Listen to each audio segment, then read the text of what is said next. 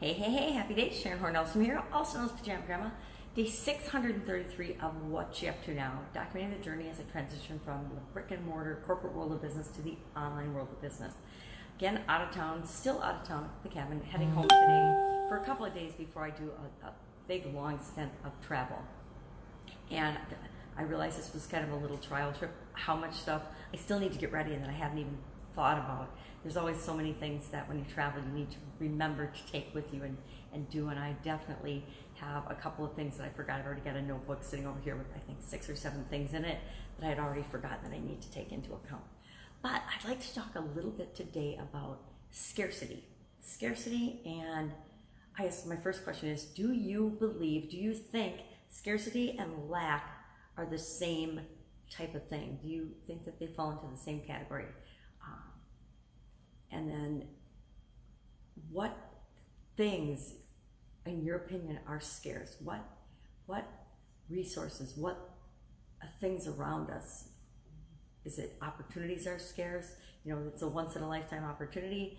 Is it money is scarce? Is it health is scarce? Is it something that you want or I want is scarce? I think time is scarce in terms of it's a truly limited thing. And then you wonder about time, because if I really expand the definition of time, time is just something that is created by mankind to measure and communicate with one another, kind of like language and money and everything else. They're exchanges of value. And so our time is basically a setting of our priorities, where we spend our time and how we decide to spend our time. Since it is limited, I guess time is a great equalizer, because all of us get the same amount of time in any day, but also it's a great way for us to set priorities. It's like I determine how I am going to tell other people what's important to me based on how I choose to spend my time.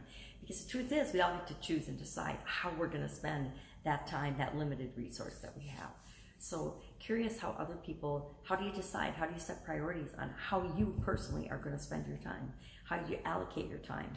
How do you decide when and if a project or a person or an activity or an experience is worth investing or spending your time on it? Because we truly do need to invest our time in things. We need to invest our time in whatever it is that we choose and whatever we feel is important to us at the time, right? In the present moment. So scarcity and lack, I just got that on my mind today, I guess. Because I was doing scarce as hen's teeth as the supersize your business expression today, and the idiom that I shared the meaning of. Of course, hen's teeth are non-existent because hens don't and chickens don't have teeth. They grind their food up in their gizzards, so it's an interesting expression. It's kind of like unicorns and magic, right? But having an ongoing discussion with my 4-year-old granddaughter about magic. She's decided that magic doesn't exist, which makes my heart kind of sad. So we're working on finding magic and miracles in the world so that she understands that, yep, magic does exist in some way, shape, or form. It's just how you define magic, just like how you define everything else that determines what you want to see in the world. But I definitely don't want my 4-year-old granddaughter not seeing the magic and the miracles and the beauty in the world around her, because there's so much of it. So scarcity and lack, I would love for you to weigh in on and say, you know, yeah, this is how scarcity has impacted me or continues to impact me.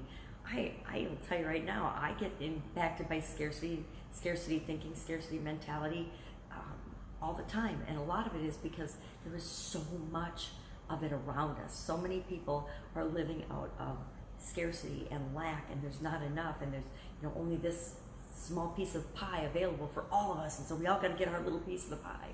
And I don't know, I just think I'm choosing to not live that way anymore, or live with that kind of thinking. So curious what you all are thinking. BD challenge today was about substitutions. So we've talked about thoughts and feelings and beliefs and mindset and the things that no longer serve us and how to let go of those. Well, when you let go of those, you create a vacuum in your life, and we need to fill that vacuum with what we want to fill it with, or all of a sudden the universe and the world around us will fill the vacuum back up again for us, usually with the same beliefs that we were trying to get rid of in the first place, with the same feelings or thoughts. So we want to make sure that we are purposefully choosing what we want to substitute. Otherwise, just everybody will be waking up soon, so I'm going to go process my videos and have a great day with my family and friends, and then head back home for a couple of days before I start another whirlwind of traveling. Hopefully with everything I need this time, or everything that I need and want with me to be prepared. If I can help you in any way, hit me up in the comments below. Otherwise, go out and have an absolutely amazingly happy day, and make sure you're filling your cup with the abundance and the love and the light and the things around you that you want in your life, and not just feeling like you're stuck with whatever's left. That's what I'm thinking about today. Have an awesome day. Catch you tomorrow.